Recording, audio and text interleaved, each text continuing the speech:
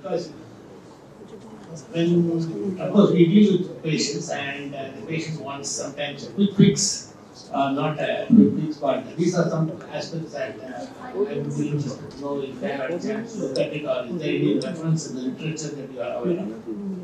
I myself have not had a chance to look into it, and I think this is probably an area of active ongoing study. So, yeah, I think I kind of obliquely referenced it in terms of that Dr. Jabra was saying as well.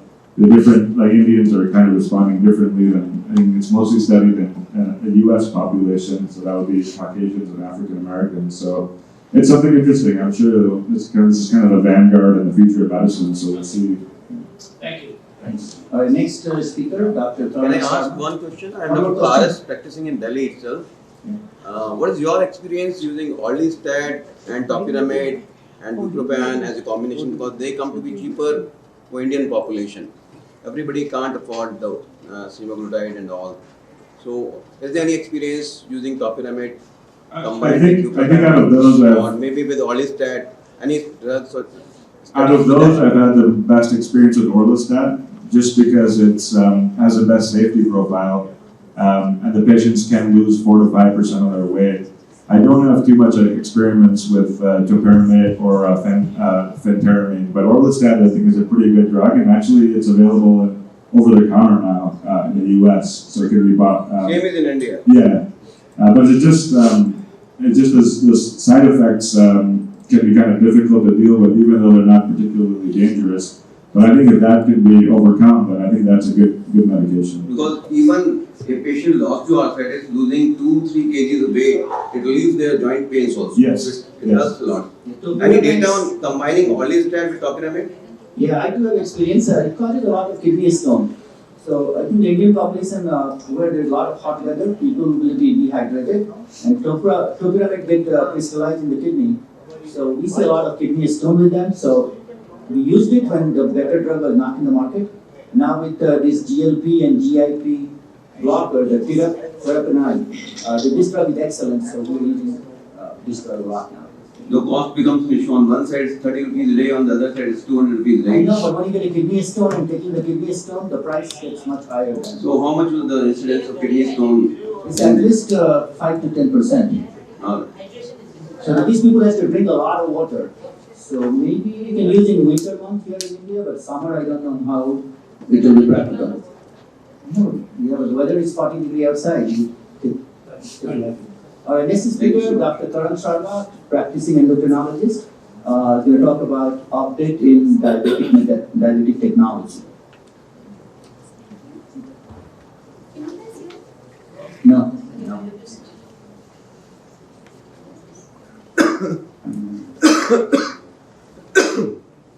While she's getting ready, I want to just bring some point to attention. When you treat young women with this in the reproductive age, they come back with pregnancy, with pendulum, we see cardiac failure in them. And because once they start losing weight, they start ovulating and they suddenly become pregnant. And all the effect of this therapy gets annihilated. And even before surgery, you have to really advise them to plan their pregnancy accordingly, and they need to have an optimum type of birth control before you treat. And you should wait at least 12 months to 18 months before they plan pregnancy. That's a good point, Dr. Purnila. Yeah. All right. Briefly, I'm Karan Sharma. I'm from Anand Medical College originally, and currently I practice as a clinical endocrinologist in Columbus, Ohio. And what I choose to talk about is actually something practical in diabetes management, and I'll tell you a little bit about updates in diabetes technology. Next, please. Objectives. Well, first of all, I think before we talk about all these devices and wearables these days, which are very popular, we need to understand why we need new technologies, and I'll tell you about that. We will then discuss continuous glucose monitors, and I'll tell you a little bit about insulin delivery devices. Next, please. So why do we need new devices, and why do we need all this technology? Well, I'll give you a little brief history lesson, because I think you need that to get everything into perspective. So in brief, what you have on your screen is, in 1921 we discovered insulin. Banting and Best They discovered insulin, the chicken scratch on the left of your screen that you cannot read are the first writings of them documenting blood sugars in or urine levels in a dog going down when they injected a pancreatic extract. It's of interest to me, I hope it's of interest to some people over here. The bottle on the right says iletin, at the bottom says iletin, which is how insulin was first marketed. Next slide, please. So insulin gets discovered, and what do you do once insulin gets discovered? The red bars, the shorter bars, they tell you what was the lifespan of somebody once they were diagnosed with diabetes. It was about 3 years or so, 3 to 4 years. They were kept on starvation diets, and the diagnosis of diabetes was a death sentence in those days. After 1921, within 20 years, you see those blue bars, they are all distributed by age of diagnosis, but look at the difference between the blue bars and the red bars. The lifespan within 20 years of discovery of diabetes, from the time of diagnosis, a lifespan of about 3-4 years, changed to a lifespan of more than 20-30 years just by discovery of insulin back in 1921. So now people started living longer. They started having complications of diabetes. You suddenly turned an acutely fatal disease into a chronic illness, and now you have to deal with those consequences. So next slide, please. So, we all know these things. Diabetes causes microvascular complications and macrovascular complications. Microvascular complications are neuropathy, retinopathy, and nephropathy.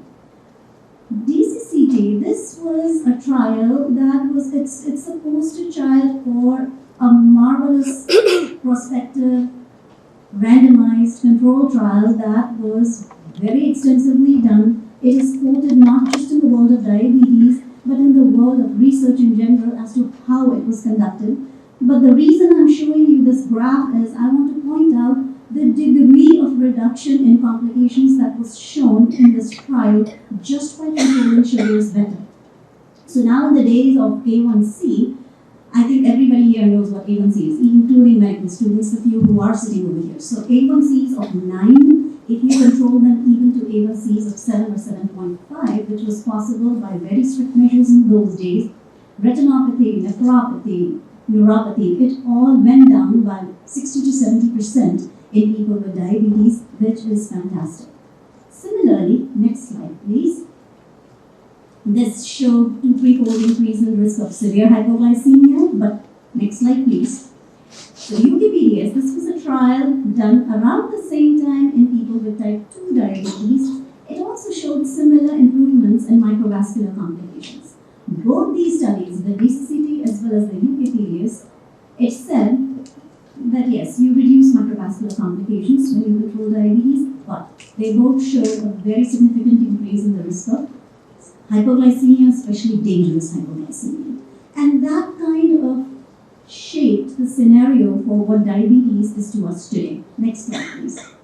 So, the current phase of diabetes, we want tight control. Why? Because we are trying to prevent complications. Because now we are not done with diabetes, we are living with it. Second one, we don't want hypoglycemia. Third, so therefore we want sensitive monitoring. How are you going to control diabetes if you don't know what you're managing? You want easier to use medications because otherwise patients are not compliant. And then these days, there is a huge focus on whatever regimen you design for patients for diabetes. If possible, let it have cardiac, renal, and weight benefits if possible. You want the regimen to be durable for patients, meaning they should be able to follow it over time without altering it too much constantly because it gives them a sense of stability. And yes, cost is a big issue these days. The cost challenges will be different here, they will be different in the United States, but they exist. Finally, one word, we do have prevention of diabetes. There is a drug nowadays that is approved in the United States, all in nascent phase, but this is the current phase of diabetes. So what are the strategies that are available to us to manage diabetes as we know it today in the 21st century? Next slide.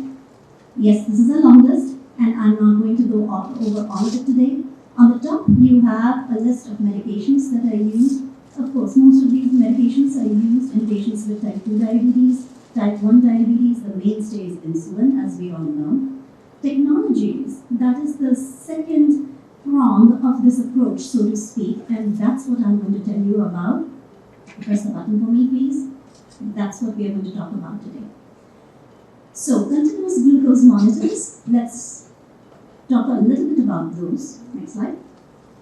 What are these? So, continuous glucose monitors, as the name says, they are measuring sugars continuously. They are monitoring glucose continuously in the body.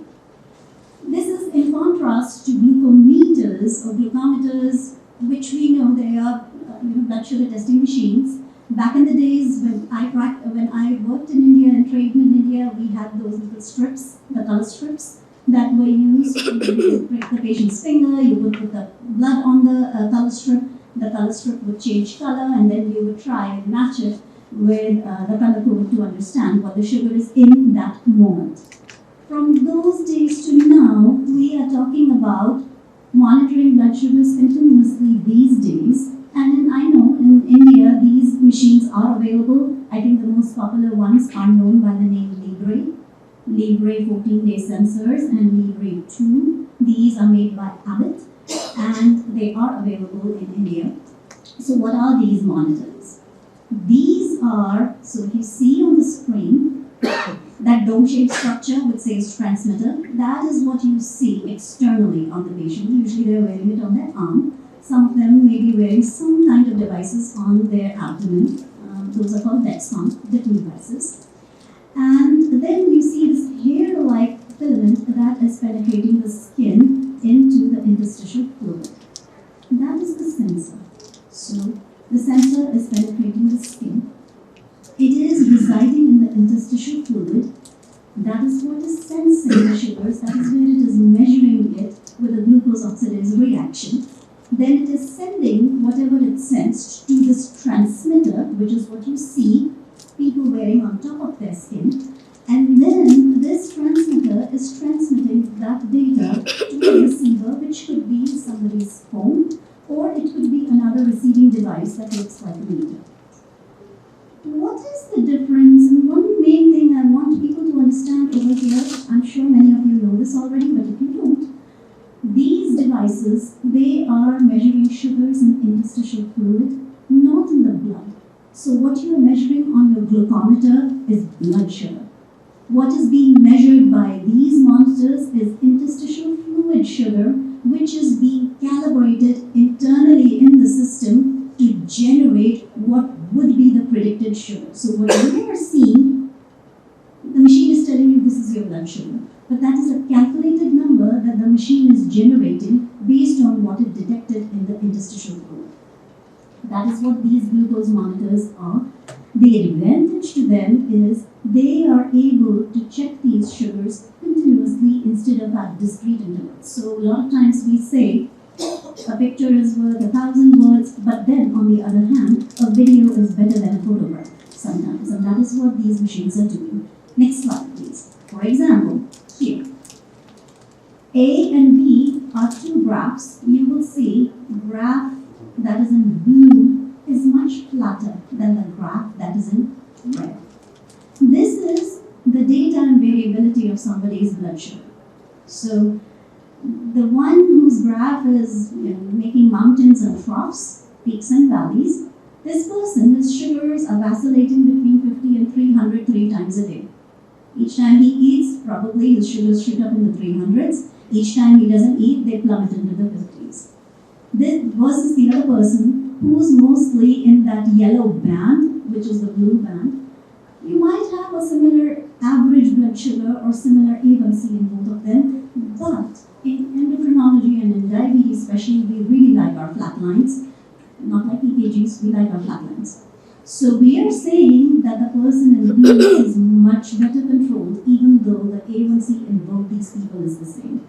This up and down is one. In case it is very aggravating for patients. Number two, it does generate a lot of oxidative stress on the body's cells. So we want flatter blood sugars, and that is where these monitors are very helpful. They're telling us what the blood sugar pattern is. Instead of saying, तुम्हारा A1C क्या है? 6 है तो ठीक है, 5 है तो और भी अच्छा है, even if he is having hypoglycemia. That is not what you want. So this is where these monitors are helpful. Next slide, please.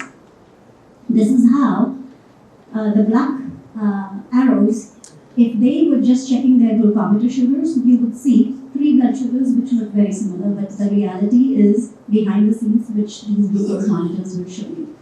Next. So continuous glucose monitors, I mean, they are available in multiple shapes and sizes. Each one is different. Each one has its advantages and disadvantages. When I'm trying to describe these to patients, many times I tell them, you're fortunate that all these devices are good. None of them are bad. So choose the one that you like, and then we can move forward with what to do with them. Just know that technology alone will not get you where you need to be. It will help, but you need to do the rest. Next, please. Just as a little trivia, the machine on the left, that's an AIIMS reflectance meter, the first glucometer to be marketed in the 70s. It's about 6 inches wide. It looks like a little transistor. If people, the younger people remember what a transistor was. The one on the right is, it's a mishmash of glucometers that are available these days. Much smaller, they need very little blood, they're much more accurate, and they're much quicker to generate their data. Next, please. All right, we are going to now talk about insulin delivery. I'll tell you a little bit about augmented pumps. Next.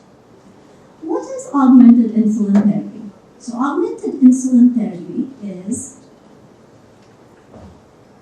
let's say somebody, why do we need augmented insulin therapy? We are saying this is in use for patients who do need multiple insulin injections a day. You may be doing everything, yes, type 1 diabetes needs it, but even with type 2 diabetes, people may be doing everything right in their life, and their body is still failing them to some extent. The pancreas is not able to generate the insulin response that the body needs to see, and so they are on mealtime insulin, they are on basal insulin, and suddenly life is very busy for them. So augmented insulin therapy is a way to give them insulin as delicately as possible, as conveniently as possible, to avoid hypoglycemia and still control their blood sugar as well.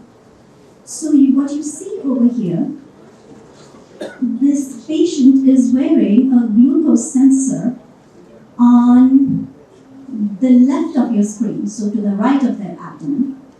Their pump, the insulin pump, it is clipped to their belt, and then the pump is basically the brainchild. The delivery is through a little catheter or a little cannula that is inserted separately through a second site on the left side of their abdomen. And then, because these sensors and the pumps, they are able to pair with each other. So the glucose sensor is sensing sugars, and then it is telling the pump, hey, give this much insulin, doing its own calculation, and that is augmented pump therapy. Next, please. So I'll give you some examples there are 3 examples I have here, and these are real patients of mine from about 3 months ago. Very enlightening for me, so if it's enlightening for me, hopefully it will be enjoyable at some level for you. So the first one is an example of somebody who's on multiple insulin injections, and then I placed them on augmented pump therapy. Next, please. So this is a classic tracing of a Libre sensor. So when the patient is wearing a Libre monitor, the bar on the top, you will see them in multiple colors. The green is the time in range, as to how long has the patient been in blood sugars of 80. This patient's time in range, I can't read from, tell you, it's probably about 30-40%, not very high. Even we are looking for time in ranges, as in flutter blood sugars for patients between 80 to 180, at least 70 to 75% of the time, because it's achievable these days. So this patient is not having time in range. She's having lots of hypoglycemia in the red on the bar at the bottom, lots of very high blood sugars in the orange at the top, and at the bottom, the yellows are reflecting high sugars, and on this particular graph, you don't see the reds, but there are a lot of yellows. You see all these peaks and valleys. There's no flat line here. Now, and this lady is really, she's doing everything she can. She just got diagnosed with diabetes 8-9 weeks ago, and it was type 1 diabetes at about 75 years of age. She was positive for antibodies, and then I placed her on augmented pump therapy. Look what happened. Next. She is doing the exact same thing she was doing in the previous slide. Way, counting her carbohydrates, checking her blood sugars, doing everything that she can. Harnessed a better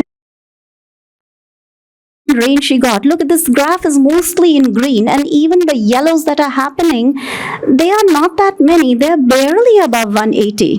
The line on the top in blue is showing you how flat it is compared to what you just saw in the previous slide. And that is what technology does.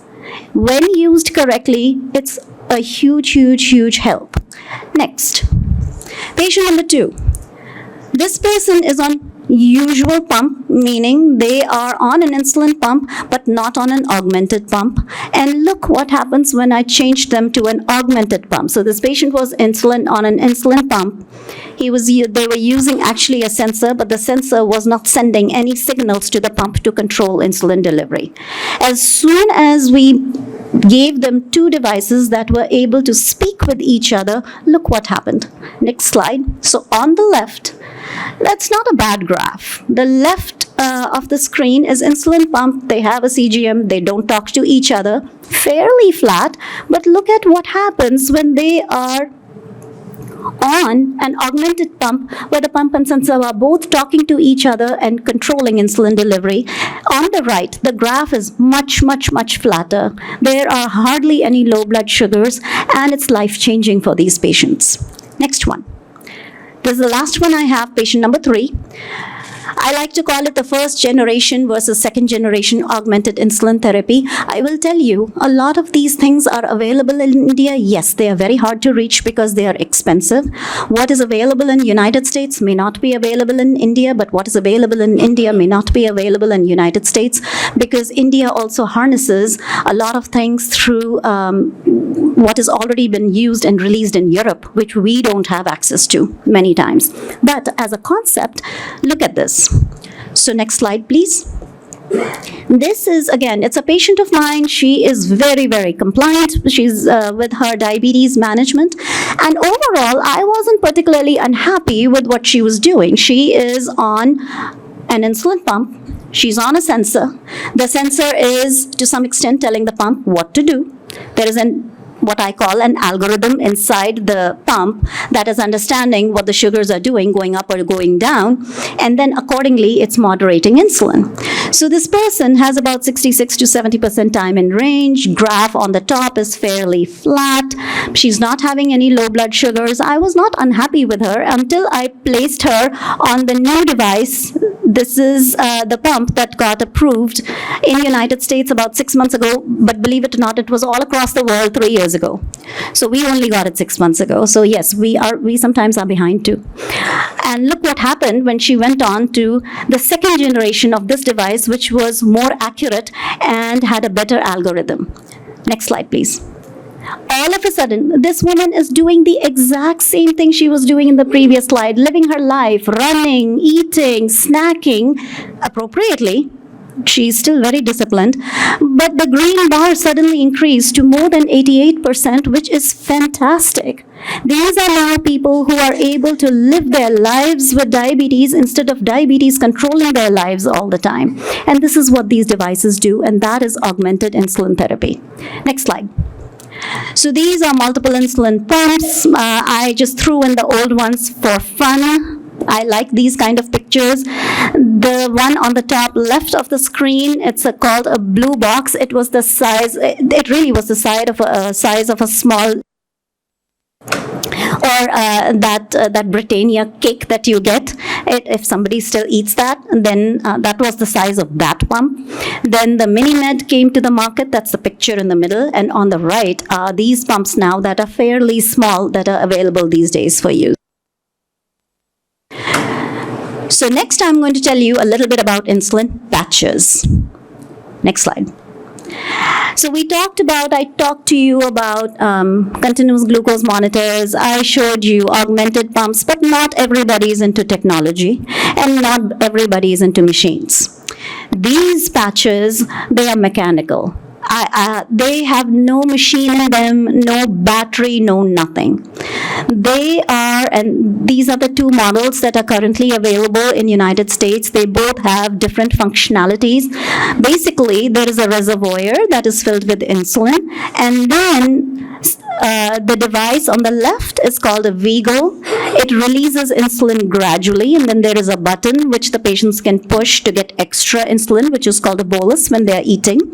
And then the device that says 2U in the middle, that's a secure simplicity, thinner, sleeker. It is able to deliver insulin when the patient pushes on the buttons when they are eating. So it makes insulin delivery a little bit more easy for them instead of having to use syringes or sometimes even having to use pens, which most of the patients use these days. Again, there is no battery in it and no machine, no electronics in it, which makes it very easy to use for lots of people. Next. And I'll tell you a little bit about smart pens. Next.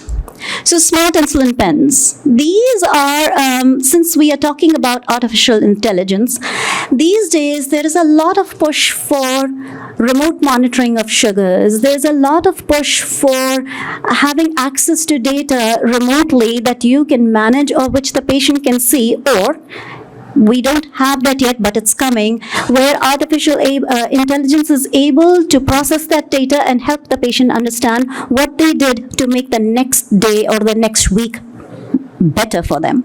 So this is where smart insulin pens are handy.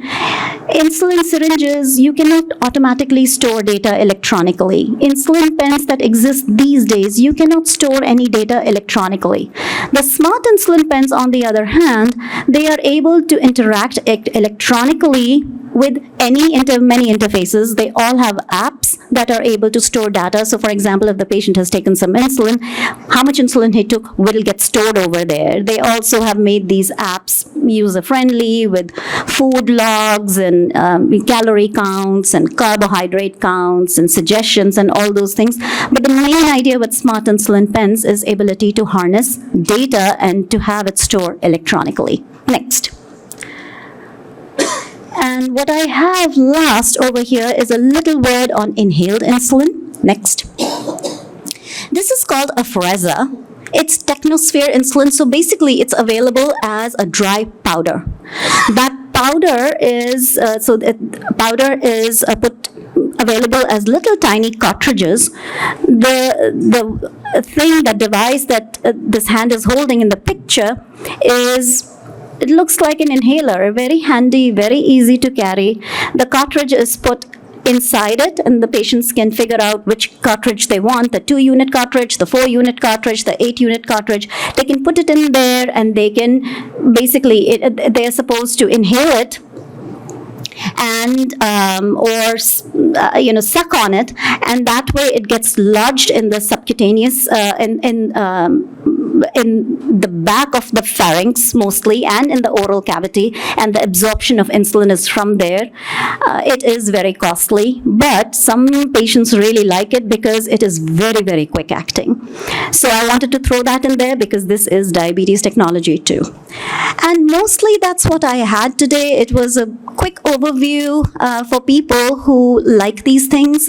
I wanted to end with that cartoon, basically to highlight the point that was already made in the previous slide, that actually there isn't an insulin reaction that a chocolate sundae cannot cure, and there isn't any diabetes that you can cure if the patient is not able to have some discipline and participate in their lifestyle.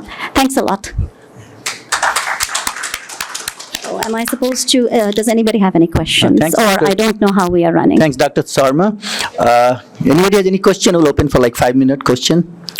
Role of augmented insulin therapy in type 2 diabetes, say a patient who has been uncompliant, I would not say uncompliant, but irregular in diet, the insulin resistant, whatever the insulin we give, this hemoglobin A1C is 13, 14 in health. effect of hypoglycemia as your hypoglycemia? So he is asking about augmented insulin therapy in somebody who is insulin dependent, A1C is 13, compliance is in question. Is that right? Okay. And I will tell you, most of the patients that I see, it doesn't matter where you are in this world, type 2 diabetes is way more common, and type 2 diabetes can be very challenging to manage. First of all, these are patients, at least when I see them, it's not about technology. This technology right now will not help this patient because he's not in the right mindset. This is the person who needs time. I have to explore whether this patient, what is the reason for their non-compliance? It can be 20 million things. It may be things that I may be able to address. It may be things that I may not be able to address, but that is where it starts. I will tell you, a lot of these patients, when you do discover what is the reason for their non-compliance, sometimes it is as simple as they find it's just very tiring to do all this. I'm not going to stick myself 16 times a day. I'm just going to live my life. I'm not going to do this. And if that is the feeling I get out of them, I'm like, okay, you're fed up of everything. Sometimes a little bit of guidance, a little bit of understanding that yes, it can be done. I do need your assistance to be able to do this for you, but the things exist. It does bring them into line, but you have to make them understand and you have to make them participate with you. You cannot hand them technology. It's like telling somebody that, okay, well, I'll give you contact lenses. You'll see everything better because you don't clean your glasses. What are you going to tell them? Like, yeah, you're going to get an eye infection now. So they have to understand what they need to do. Then the technology will help them. It's not automatic. It's not completely automatic. Talking about the 14 years. All right, one more question for 14 years of this patient follow-up, and after that I'm just talking with you regarding augmented insulin therapy. Yeah, like I said. Candidates. You can use augmented insulin pumps for people with type 2 diabetes as long as you understand how are you managing them and what is the reason for it, because I cannot believe that A1C of 13 and 14% exists just like that. one more question from Dr. Barma. Yeah, I'm Dr. Ashish Verma. We know that most of the patients with diabetes, they have basically insulin resistance is the major cause of type 2 diabetes. So, is there any way that in US are you trying any stem cell therapy? Being tried in any way in United States to alter insulin resistance, so exogenous insulin is not required. I'll answer both portions of your questions, and not all of it will probably be satisfying to you. But let me rephrase the reason for type 2 diabetes. So actual type 2 diabetes is actually also driven by beta cell failure, not insulin resistance. Insulin resistance plateaus over time. Beta cell decline continues relentlessly. However, to your point, yes, you can be outrageously behaved and increase your insulin resistance beyond what your body would have done for you. So I may be a thin Indian, and just by being Indian or Asian, it doesn't matter how thin I am, my genetics is of insulin resistance. Are we doing any stem cell modification to modify that insulin resistance? I am really not aware of any such maneuvers that are being tried over there. That said, people with mainly insulin resistance as the driver of their, they often will not progress to insulin dependence over their lifetime if they are doing the usual strategies for improving their insulin resistance. For example, let's say, so Indians, we are in type 2 diabetes. If we exercise, if we eat in moderation, and yes, if we use our GLP-1 analogs and metformin, most of us do fantastically well, because that's all. In fact, exercise in Indians, it's unbelievable. How quickly these patients, these young 20, 22, 28-year-old men, how quickly they respond to just cut down their alcohol, modify their diet, tell them to play badminton a little bit, and suddenly they don't need any medicines. These are people who come in with A1Cs of 9, 10, 12, and suddenly they're doing better. And as long as they can learn to live like that, they may not need any other therapies. So things that exist right now usually are enough. Stem cell therapy, I do not know if any of that is being tried. All right. We're running out of time now. Dr. Thank you, everybody. Thank you. You can do. Is that available for all the patients? Because the new technology which we are getting here, the insurance company does not cover right away, and the patient cannot afford that. The affordability is an issue everywhere in India. I agree with you. All right. Thanks for excellent presentation. We'll end with that. Thanks. Thank you for excellent session, Dr. Prabhat. May I request Dr. Gautam to hand over the memento to our speakers and moderator, Dr. Prabhat Sinha, please. It's a.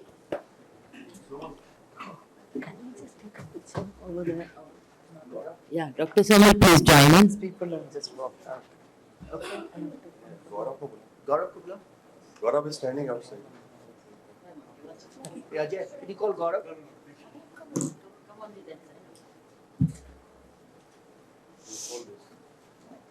Yeah.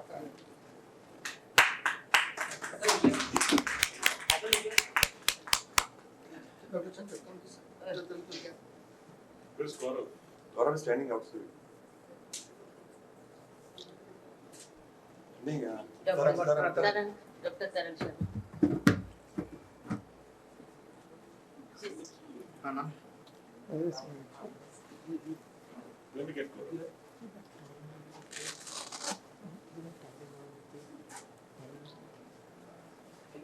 Dr. Gaurav. He's coming.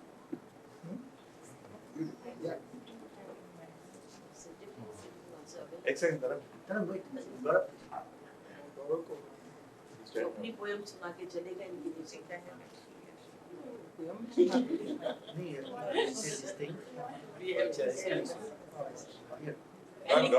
Gaurav, come. One more. Then after that we'll break for a coffee break and come back. Maybe another 20 minutes quickly so that we can catch up with them.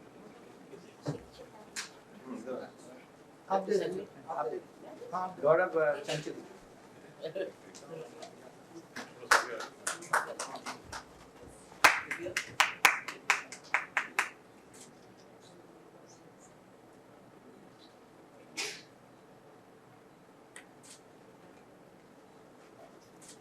Thank you. Thank you for wonderful lectures.